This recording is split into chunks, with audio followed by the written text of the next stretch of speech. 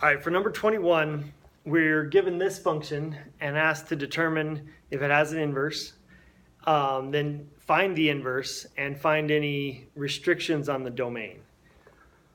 So let's start off by graphing this. If we graph this on your calculator, you should get something that looks like, let's see, 1, 2, 3, 4, 5, 6, 7, 8, 2, something that looks like that. As you get really close to 8, this number on the bottom is going to get really close to 0, and it's going to shoot off toward infinity right there at x equals 8. And it's going to get closer and closer to 0 as x gets more and more negative. This number is going to be bigger and bigger on the bottom, and it's going to make the whole thing get close to 0. All right, so a couple things on this. First of all, does it pass the horizontal line test?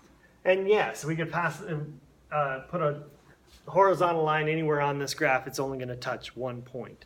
So this does have an inverse that is a function. So, so let's go ahead and find the inverse. We're going to do that by first replacing this f of x with y. Then we're going to switch the x and y. So we get x equals 6 over square root of 8 minus y. Now let's solve for y. So there's a couple of ways that we can do this.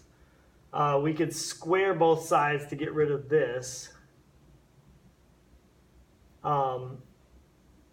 Actually, let's go ahead and do that. Let's square both sides. So we're going to square this, it becomes x squared. This whole thing we've got to square.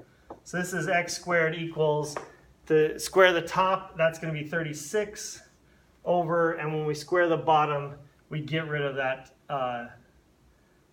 radical, so we just get 8 minus y. All right, so now let's multiply both sides by this denominator. If we multiply by 8 minus y on both sides. These are going to divide to 1. So we just get 36 on this side. On this side,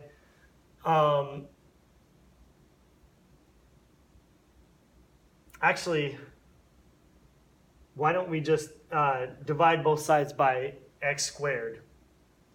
If we divide both sides by x squared, actually, let me write this out. So we have x squared times 8 minus y is equal to 36. Now let's divide both sides by x squared. So we get 8 minus y is equal to 36 over x squared. Now we can subtract 8 from both sides. So we get negative y is equal to 36 over x squared minus 8. And then multiply both sides by negative 1 to make that y positive. So we get y equals negative 36 over x squared plus 8. Just divide it or multiply both sides by negative 1. And then we want to replace that y. Since that y is not the same as this y, we want to replace this y with f inverse. So this is going to be f inverse of x is equal to negative 36 over x squared plus 8. Or you could also write that as 8 minus 36 over x squared. So that's going to be the inverse. Now the last question that we were asked is there any restriction on this domain? And remember, when we take the inverse of this function, the domain of our inverse is going to be the same as the range of the original function. So notice that the range here, we never get below y equals 0.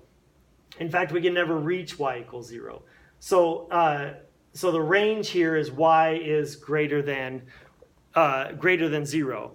And so the domain of the inverse is going to be x.